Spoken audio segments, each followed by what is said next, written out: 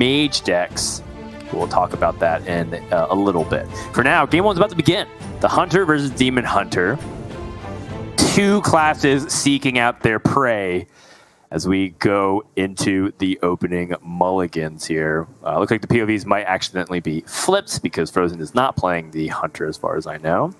But when we look at this, and you evaluate Fr0zen trying to survive, what are some of the early game cards that you feel like are really good? Is it worth, for example, keeping the Ethereal Aug Merchant just so that you have a little bit of early tempo and can easily pick off certain minions from your opponent's side, or are you just going to fish for a lot more from Fr0zen's perspective? I would have maybe kept the Chaos Strike because that allows you to deal with a lot of minions early, also helps cycle through the deck. It is one of the highest win rate cards of the mulligan. I-Beam on the far right is difficult because you can't guarantee unless you're like full keeping that you're going to be able to outcast that. But does immediately get an I-Beam back in outcast position already. Also gets Immolation Aura, which is much better than Chaos Strike when you're talking about trying to gain control of the board early. And Blood Mage Thalnos is just cycle that also gets the board and picks up the Chaos Strike off the top. So I feel overall quite a good mulligan from Fr0zen. The risk of throwing away some mediocre tools and getting back some great ones to be able to fight that early board. And there we go. POVs are switched, and now we have the right side's going. Eddie, meanwhile, does not have the greatest opening. Intrepid Initiate with no spell to follow it up. Kolkar Pack Runner, not on coin. Knife Bender, yeah, sure, it's damage. And then Brock Kotobane without Mankrik. It's just a little more efficient. Okay, that makes it a lot better. Woo. Wow, instantly slammed it. Now, Fr0zen actually took a long time to think about how he wanted to play his turn one. I'd like to go a little bit into that. I think people feel like, why didn't Fr0zen just play his I-Beam? And the reality is, Fr0zen can actually be a lot greedier with his life total. Yes, you could get that immediate damage resolved. It doesn't have to worry about it. And yeah, it would be kind of the same thing as staying at 30, but don't forget that this deck has a ton of spell damage. And because of the ability to combo with really powerful enablers like the Morag Artificer or any spell damage, you're able to get an even bigger swing. And with the current state of the OTK Demon Hunter, you have to be very judicious with how you spend some of these resources. So you see a little bit extra value, baiting Eddie, getting even a better kill with the I-Beam, and that's the payoff for Fr0zen, doing something like saving that turn one and instead hero powering. Yeah, that was actually an interesting decision from Fr0zen because he could have just gone Immolation Aura attack into Kolkar Pack Runner and accept the 5 damage and then go Blood Mage Thalnos I-Beam on the Imprisoned Felmaw. A lot of players would have set up for that, but that would not deal with whatever whatever Eddie would have played on 4, which is most likely Warsong Wrangler, right? In this case, Knife Bender, same stat line, but similar.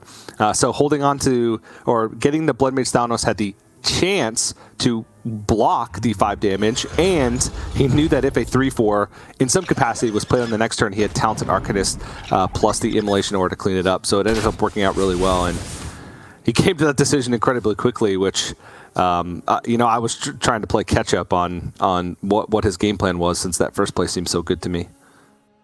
Yeah, Fr0zen right now has to be feeling like he's so close to being able to clear some important checkpoints, right? Like he's knows that Eddie's down to 1 card, and that Felmaw is manageable. But the issue is that he has to just make sure that he's not at the point where he's fighting to potentially stay alive every single turn. Eddie picks up a piercing shot, still not exactly what he's looking for. At least not right now. But, this is the best that he can do until he finds an actual meaty minion to play. And it's still an intimidating board that Fr0zen has to deal with here. Yeah, but it does have Skull in outcast position. The second Skull is also pretty close to outcast position with a very easily dumpable card in the Sigil of Flames.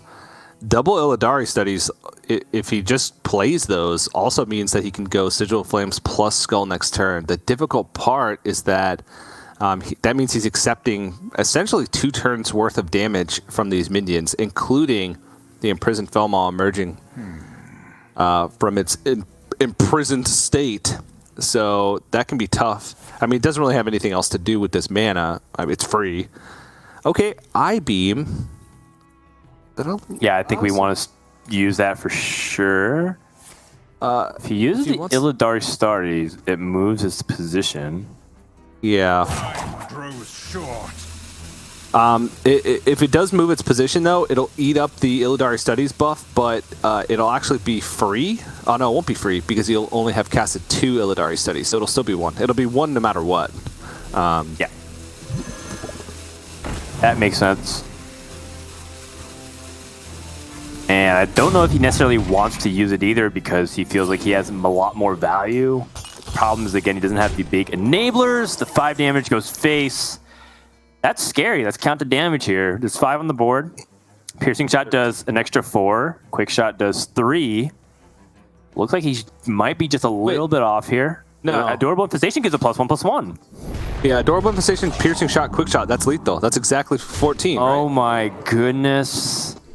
Right, because 5, yeah, that's exact lethal, 14. Yes, because he can shoot his own minion for that extra point of damage as well. You know, we were thinking about shooting instead the Acidic Swamp Ooze, and Fr0zen had the ability to stay just barely alive. Didn't have many great targets for the I-beam, which again is a big reason probably why he felt like it wasn't the time to pull the trigger. But at that same time, you know, we said that Fr0zen felt like he was really close to clearing that checkpoint, and that push from Eddie was very close to all in, right? Like he had nothing else. After that, he had a Marsul Cup off the Adorable Infestation.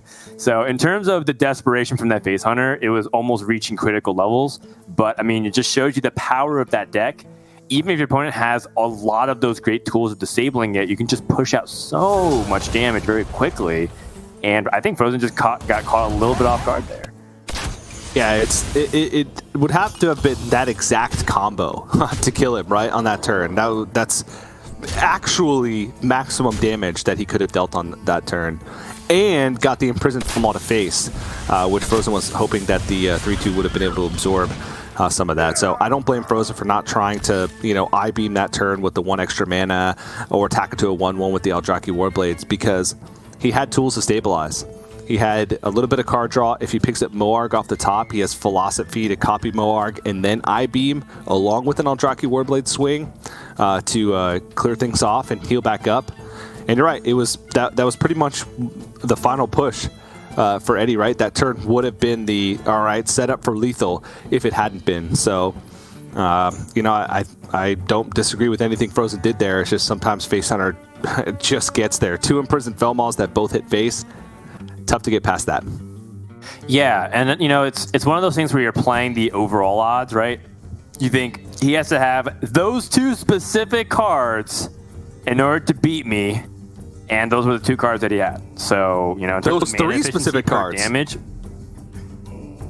I guess so. I mean, wasn't there an Arcane Shot that he could have also had? It's just the idea that he needed to squeeze out 1 damage per mana, basically. Doesn't play Arcane Shot. Able to do that. Oh, you're correct. I'm looking at the wrong list. And he had played both Wound Praise. So it was literally that combination only. The only other combination I could think would be Demon Companion rolling the +1 attack, plus Piercing Shot and Quick Shot, but it was a 3-card combo either way in order to actually deal 14 damage on that turn. So no blame whatsoever for Fr0zen for not overreacting on that board and trying to clear off more. It's just sometimes you just get got. Yeah, I actually pulled up Tincho's list by accident, who has that one of our Arcane Shot. He'll be playing next up against No Hands Gamer as we prepare for game number 2, which looks like to be a Rogue Mirror. Although I would say that it's not really a true Rogue Mirror in the sense, given that one is playing the Miracle list, as you saw with Fr0zen. Eddie playing a weapon variant of Rogue where you want to pressure. It's almost kind of like Demon Hunter Rogue, so to speak. You're just like stacking a ton of pressure with your hero that's attacking every single turn. It takes a little bit of time to ramp up, though, but when it starts, it's very hard to stop. Now, I have the pleasure of casting with America's best weapon rogue player. Eddie, of course, is number 2. So TJ, you know, as the self-proclaimed #1 weapon rogue player in the world, I had to like keel over because those words are just, I have to show my reverence to the god himself. What's your download on this matchup and Eddie's chances to win? I love playing against Miracle Rogues as the weapon rogue. It is, they're completely reliant on momentum, right? There's only really a couple cards I'm afraid of. The first being Kazakis, just because there's a couple different combinations of Kazakis things that can really hamper your ability to push damage, and Jandis. Also, the Ogremancer, but that's not in Fr0zen's list. Ogremancer is probably the scariest card for Weapon Rogue to deal with, as we've seen multiple times throughout the weekend. But most of the time, they don't have ways to defend themselves. So unless the Miracle Rogue can get off to a fast start and keep the momentum up on their side, right? Force the Weapon Rogue to, not be pushing damage in the early game, get a solid control over the board, and force them to play like early Cloak of Shadows. Those types of things are what you need to do as a Miracle Rogue, but I love Weapon Rogue in this matchup. I agree. I think that Weapon Rogue has shown a lot of similarities to some decks that we have seen. We talked about the mid-range Demon Hunter, some kind of like Soul, but also gives a little bit of that Freeze Mage vibe too, because they got the stealth. You can't really do much to interact with them for that one turn, so they're setting up like this inevitable checkmate scenario, which feels kind of helpless on the other side. So in terms of the power fantasy, a lot of people love it. They enjoy the ability to rack up this what feels like unstoppable shank and just jam it to the side of your opponent over and over repeatedly. Ooh. So I honestly wouldn't have minded going for one prize plunderer there. Just to have a 2-1 on board and force the attack. I understand why he doesn't go for it, just because that can help clear up the very limited amount of minions that Eddie does have without trading in his own. But it could have been a cool little play to go for it, just to put some additional power on board and ramp up the damage, because you can initiate a race, and this is one of those hands where it's not that difficult, because Kazakis can summon an incredible amount of power on board. Having an early Mankrik as well is a tough minion to deal with. But we shall see. Double Paralytic Poison now. That's great to be able to fight back, because Eddie can double Paralytic Poison, trade off the Mankrik, and Cutting Class for free in the same turn. And actually double Cutting Class, because the Self-Sharpening Sword will be at 5 attack once it attacks with both of these. So I like to see Eddie just go off here, even though it's not the most efficient use of Paralytic Poisons on a Self-Sharpening Sword.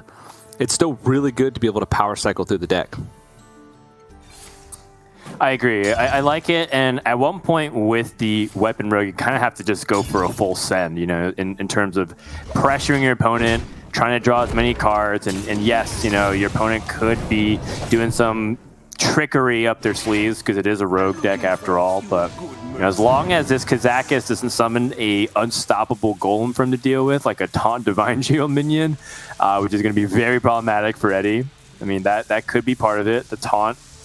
I mean, even the fact that there's 2 taunts could also be very annoying if Fr0zen chooses to go for that. Also has the ability, of course, if Eddie chooses to, simply just be, going to attack the face and ignoring the board, could end up buffing his own minions to try to just spread out his damage.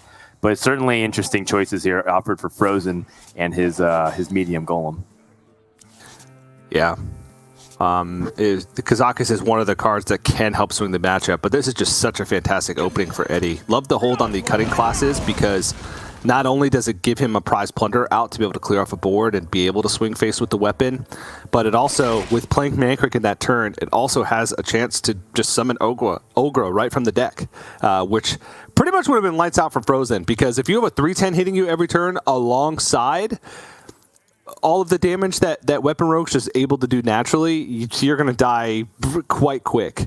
So nicely done by Eddie. Fantastic opening so far. The only thing I'm concerned about is he hasn't picked up a second weapon. Outside of Silverleaf Poison, he is out of cards.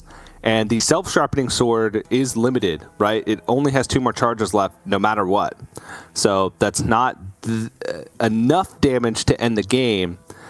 But I'm sure he's just hoping that Silverleaf Poison will be able to keep that draw chain rolling.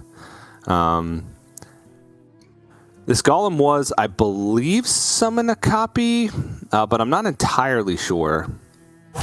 Timing Yep, is also summon really a copy. important.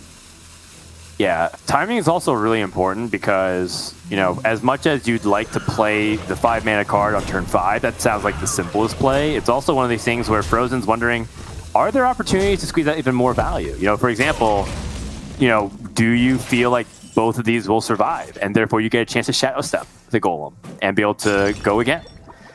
And, you know, if you're in Eddie's position, you really want to make sure that does not happen. So he has the ability to deal with both, with the Prize Plunder and the Man Crit trading. Now Fr0zen doesn't have that access to it. So it's one of these things that, you know, is very small and subtle, but may have profound impacts the deeper we get into this game. That is not necessarily the kind of draws that Fr0zen was hoping for, but it is still playable. It is still a board clear. Yeah. He really needs some more power off the top, whether it's Olgra being pulled from the deck, Secret Passage, Jantis, something to just ramp things up, because Eddie is basically just looking for Swindle at this point to start things off. Wandmaker also fantastic. Okay, Deadly Poison, but I don't think he wants to cash in with the Self-Sharpening Sword. I think he just wants to find the second weapon that he's going to finish the game with. There it is. There it is. Yeah. Okay, Swine Tusk Shank gains additional durability every time you play a card that is a poison. And he will have a good amount of damage. Fr0zen picks up Jantis, Barrow off the top. Finds Twilight Runner and Aegwynn, two very solid minions, especially given how he's lacking card draw. That'll be very powerful on the following turn. The question becomes, you know, now that the race will really be initiated here, does Fr0zen, say, for example, use the Brain Freeze? Does he use, say, a Shadow Step on the Prize Plunder, maximizes damage and board pressure? Because it is one of these things where Fr0zen might have to really consider if he can win as early as next turn, and that he has, what, 10, 14, 15, 16 damage, and he has the Wicked Stab, rank 2. Mancrick's wife, Olgra, makes it onto the field. This is gonna be fireworks, TJ. We have the Cloak of Shadows queued up here for Eddie. He's just gonna go for it, I think, here. Yeah, this is honestly pretty likely to be a 2-turn lethal setup. I just like attacking face and going for the Cloak of Shadows here, because he has 4 damage next turn. Wicked Stab is 4. The Secret Passage would need to find 1 damage from his deck. A single point of damage. Let's take a look. Wow. He's got a Sinister Strike, 2 Deadly Poisons, Swindles to be able to find those, and the second Wicked Stab. He could also just get the second Cloak of Shadows to essentially guarantee it. So the Ogre being pulled out there is actually a huge deal in the grand scheme of things. I think that Fr0zen needs to play Shadow Step Jantis and hope to get like a taunt to try and buy himself some time. Or Ooze. Ooze. He does have an Ooze. No, does he have an Ooze in this deck? No, he doesn't. I don't think so, but he does have Vanessa Van Cleef, I believe. Nope. Which would make it... Oh, he does not. Tenwu. Okay. Tenwu. It's Tenwu. Well, either way, it is not going to be a scenario that is pretty if he does not find a way to deal with this board state effectively, which is mainly that weapon. Choose soon. Yeah, maybe with the Swindle, he was looking for Tenwu, because then he gets the opportunity to replay Jantis for 1 mana. Maybe board space was a concern. But He's just so close to being able to finish it off. He's got so much damage going on. Is there another card off the top that can really save him? I guess at this point, Fr0zen's hoping that he doesn't have additional damage, which we, of course, know with the Wicked Stab. He's just barely off the Deadly Poison. He had a way to dig with it with Secret Passage, but it's going to be enough. And that is a 2-0 lead very quickly for Eddie. 2 fast games, 2 aggressive decks. And if there's one thing that, you know, Fr0zen understands is that his decks are a little bit more susceptible to aggressive game plans. but they were close, TJ, on both sides. I really felt like throughout the process that Fr0zen, these were winnable positions from him, and Eddie was able to just barely get there every single time. Yeah. That's a tough last turn, right? Because there's multiple things that he was trying to keep in mind. Swindo could have developed more power onto the board while also being able to draw Tenwu. Honestly, though, in that scenario, Fr0zen's at 9, he's staring at 4, so 5 damage would have to be some 2-card combo, and both Paralytic Poisons were gone. He'd seen Sinister Strike already, so maybe he was thinking he had another turn. But I think in that situation, I might have just Shadow Stepped the Jandis and tried to get a top minion, just to try and protect myself as much as possible. But you know, he's trying to draw cards set up for a 2-turn lethal, right, by having maximum power on board, drawing through his deck, trying to get like damage from hand, right, in case things are moved on his board. Just didn't pay off. Yeah, you know, obviously in hindsight, having watched it pan out, I'm sure Fr0zen would agree with everybody. Like, yeah, like had I known this would have been exactly a series of draws, it was clear that the Shadow Stepped Jandis and hope. But you know, it's a tough spot regardless, and we have to move on to game number 3. You know, we can talk a little bit about, you know, coulda, shoulda, woulda. But the reality is Fr0zen needs to win 3 games in a row if he wants to keep his top 4 into a finals berth dream alive. Control Warlock's on deck, and it is a class that should be good on paper against aggressive-based strategies. And Eddie will be queuing up his Mage deck. Now, the thing about the Mage is that Eddie seems to, at least on paper, really not care much about the nerfs. It really feels like he didn't get the memo, so to speak, even though he's been doing well. Clearly, Eddie knows what happened to Deck of Lunacy, right? It's gotten nerfed to 4 mana, double the cost. And he says it does not matter. You think that was the reason why this deck was busted? Absolutely not.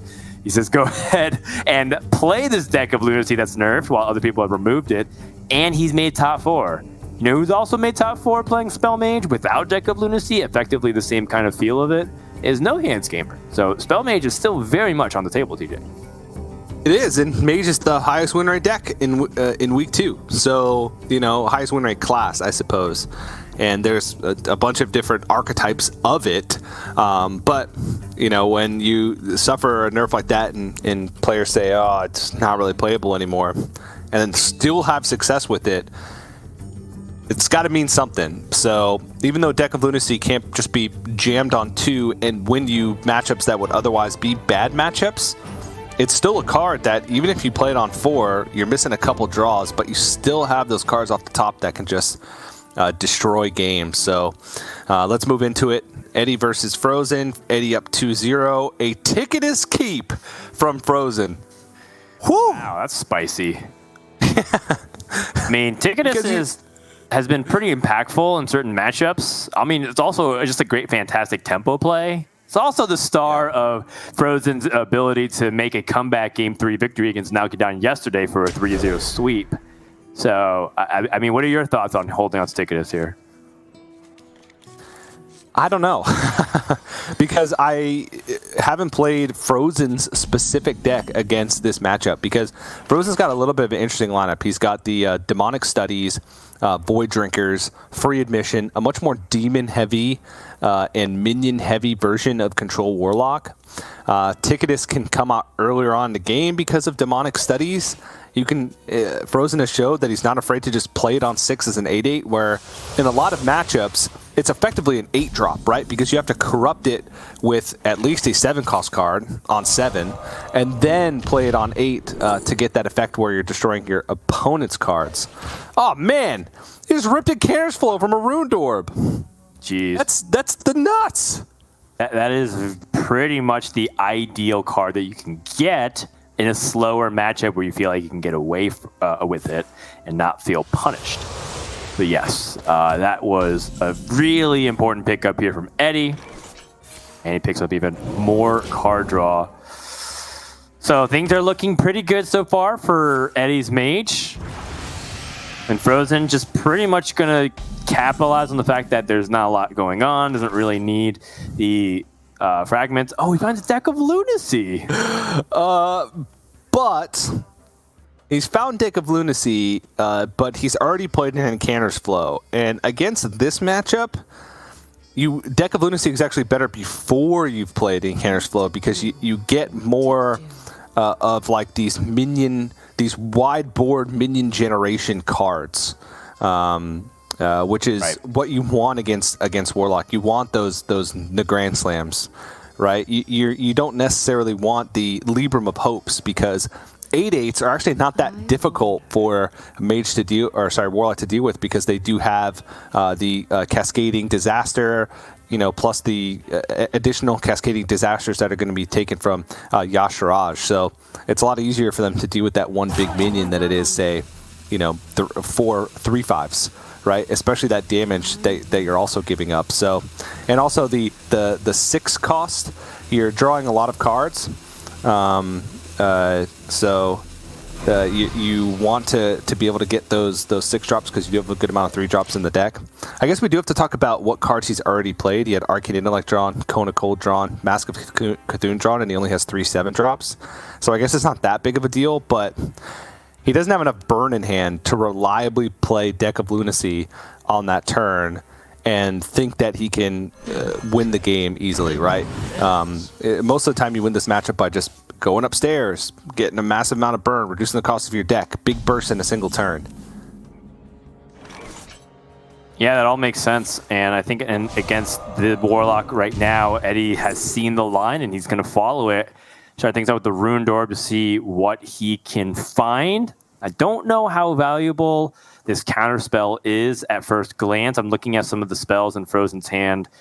They could be nice, but they often deal with the board state. And like we've mentioned many times, this is called Spell Mage for a reason. There's not many minions going on, especially if you're not converting your deck into random spells with Deck of Lunacy. So have to think about the counterspell situation and whether or not it's actually impactful, but perhaps just the secret by itself will make Fr0zen hesitate, right? Like, does he end up jamming tickets because he's afraid of a mirror entity, and then all of a sudden Eddie has surprise lethal? Like, this kind of dynamic has to be, Fr0zen has to weigh. So he's going to go ahead, pull trigger on Philosophy, finds the counterspell. And downside of this play is exactly what Eddie is hoping for, which is now Fr0zen's setup has been completely disrupted. He does not have a good way to spend the rest of his mana. Yeah. I don't...